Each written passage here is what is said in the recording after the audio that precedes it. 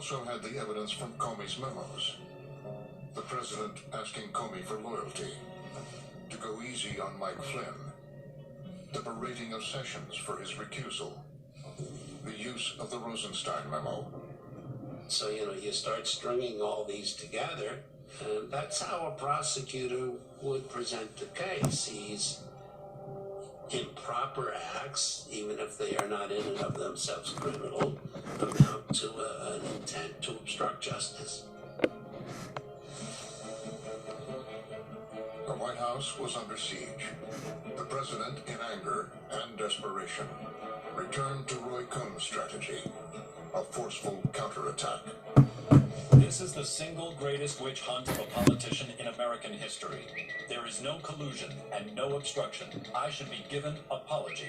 You are witnessing the single greatest witch hunt in American political history, led by some very bad and conflicted people. The president definitely seized on that term witch hunt. He used it again and again. He used it in tweets. He used it when he was at a microphone. It's something that he felt was working to undermine the Mueller investigation. After 7 months of investigations and collusion with the Russians, nobody has been able to show any proof. Sad. President Trump calling the Mueller investigation a witch hunt has an impact in Washington in that the people who want to be loyal to President Trump can use that same language. Fox and Friends starts right now. And at Fox News, that's just what happened. The president is really mad. He tweeted this out as the phony Russian witch hunt continues. This is a very dangerous witch hunt. Only because I think this is a witch hunt. And put an end to the political witch hunt against President Trump. Trump was avidly watching. He likes what he sees on these Fox opinion shows, and they often get the benefit of having access to the president. Get rid of Mueller. Well, Mueller should be dismissed. Robert Mueller must be fired immediately. The call for the firing of Robert Mueller. He either pulls the plug now, or this will be going on years from now. He has daily conversations with the hosts there. He's able to get his talking points out there. The FBI is a shadow government now. And what they did in leaking this information was illegal, correct? Absolutely illegal and almost becomes a soft coup in a sense. There is a cleansing needed in our FBI and Department of Justice. At the New York Times that summer, they had a lead on what would become the biggest story yet. They had discovered another meeting between the Trump campaign and the Russians. My colleagues and I have been doing some reporting on this. The idea that there was another Russian meeting that we didn't totally understand, that had been undisclosed during the campaign. You've seen it, whether it be. They learned Donald Trump Jr. had hosted the meeting with a Russian lawyer, Natalia Veselnitskaya. Also in the room, Jared Kushner and campaign chairman Paul Manafort. The president gears up for what could be his most The important... newspaper wanted a comment from the White House. But that week, the president was in Hamburg, Germany for the G20 summit and his first meeting with Vladimir Putin.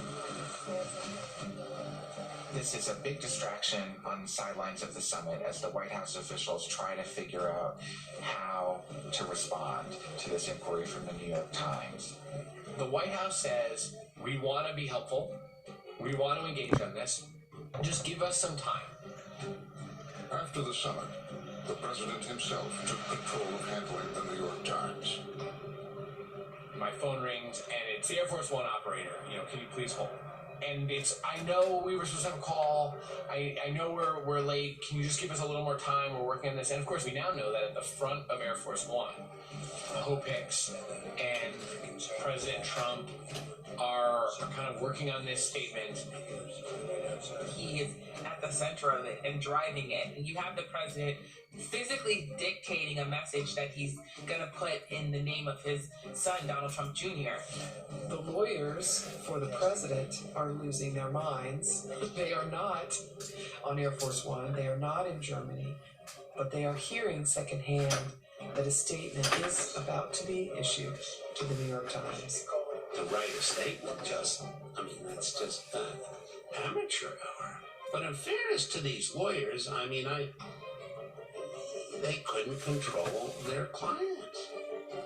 They still can't control their client. White House House responds to a report in the New York Times that claims Donald Trump Jr. Trump's statement, written for his son, said the meeting was about adoption of Russian orphans. It was a short introductory meeting. I asked Jared and Paul to stop by. We primarily discussed a program about the adoption of Russian children. But there was a reason for the meeting that the president's statement did not mention.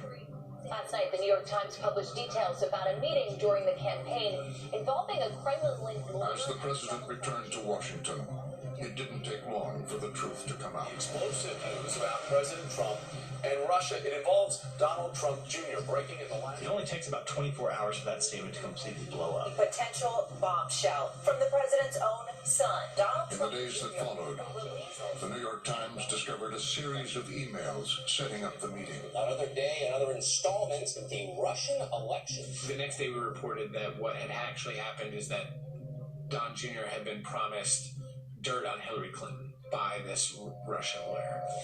The Crown Prosecutor of Russia offered to provide the Trump campaign with some official documents and information that would incriminate Hillary and her dealings with Russia and would be very useful to your father. In the email setting up the meeting, Don Jr. was told that this meeting was part of the Russian government's efforts to support now President Trump. This is obviously very high-level and sensitive information, but is part of Russia and its government support for Mr. Trump. I mean, I remember saying, "Oh my God, it says it in an email. This is part of the Russian government's efforts to support Donald Trump." We're talking about top aides in the middle of the campaign. We're talking about Jared Kushner, Paul Manafort, Donald Trump Jr. sitting down with a Russian woman who has told them that she's going to give them some sort of information on Hillary Clinton. It's a crystal clear reason why they're there. What does Don Jr. write back in an email? If it's what you say, I love it. I love it, especially later in the summer. Coming on top of everything else that had come out about all these Russian contacts with the campaign, the Trump Tower email trail was incredibly damning. There's no ambiguity about this. This is there in black and white.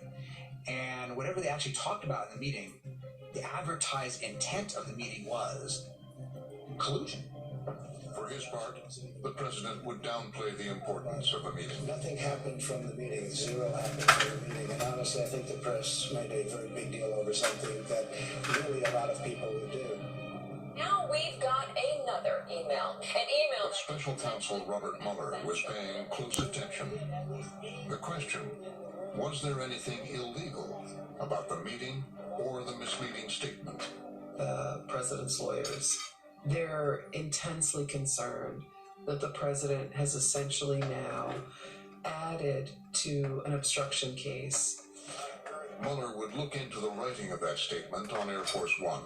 If the president's up there and he's deliberately crafting a lie to cover the purpose of the meeting, is that another step in the obstruction investigation?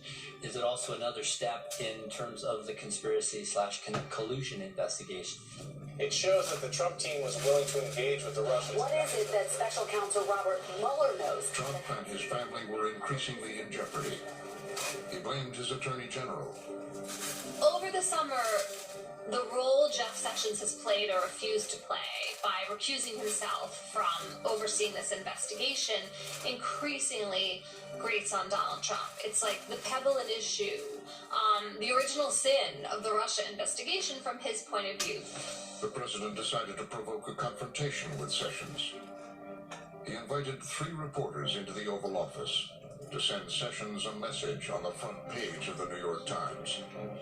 Maggie Abram, Mike Schmidt, and I go in to interview President Trump, and suddenly, without any notice, really, he starts really trashing Jeff Sessions. He should have never recused himself. And if he was going to recuse himself, he should have told me before he took the job, and I would have picked somebody else. We reported in the past that he was unhappy with Sessions, but we hadn't heard him say that out loud in a public way like that. He was absorbed by it, he was dwelling on it, and he wanted to get this message out. It's extremely unfair, and that's a mild word, to the president. He was telling the world that he didn't have confidence in his own attorney general, and it was remarkable. And in case Sessions didn't get the message it was time for him to leave, on Twitter, the president ramped up the attack. Attorney General Jeff Sessions has taken a very weak position on Hillary Clinton crimes. Why didn't AG Sessions replace acting FBI Director Andrew McCabe, a Comey friend? So why aren't the committees and investigators, and of course our beleaguered AG, looking into crooked Hillary's crimes and Russia relations? In attacking Jeff Sessions, he's attacking the very nature of the Attorney General's role, and he's attacking the very nature of the Department of Justice.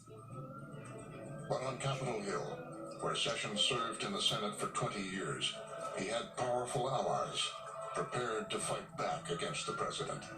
So when Donald Trump signaled that he wanted to get rid of Jeff Sessions, his allies, Jeff Sessions' allies in the Senate, stood up for him, actually very strongly, in a way that they had not stood up to the president on other issues. Mitch McConnell, the majority leader, and Chuck Grassley, the Judiciary Committee chairman, made very clear they stand by Sessions. Whatever you may think of Sessions, he had a lot of support in Congress. And Trump ultimately realized that he probably would not be able to have a replacement confirmed if he actually went ahead and got rid of Sessions. The president was stuck. Sessions wasn't going anywhere.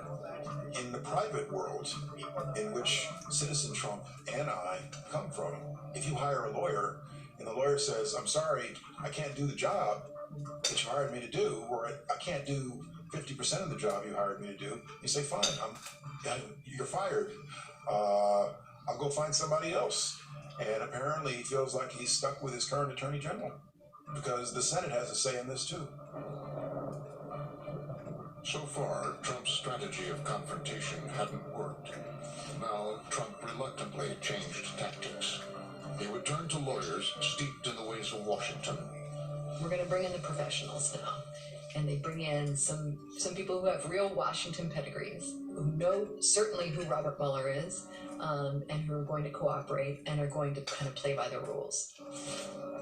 John Dowd, a longtime Washington criminal defense specialist, and Ty Cobb, an expert trial lawyer, joined the team.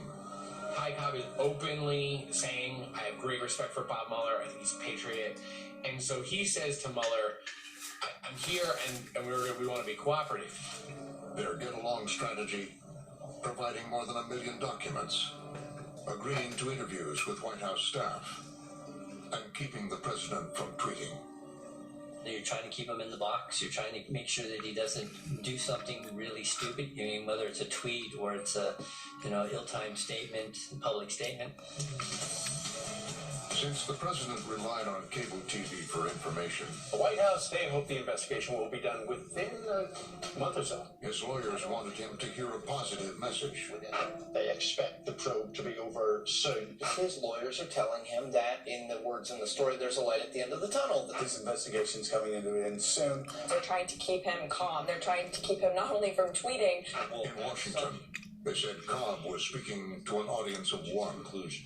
There's no reason for it not to conclude soon. What is soon? Well, I mean, and soon to me would be within the next, 4 to 6 weeks. Ty Cobb said it was Thanksgiving. His timeline has moved a little bit, but that there's no evidence that they see coming forward that he is in real legal jeopardy, and that this will end sooner rather than later. The problem is we were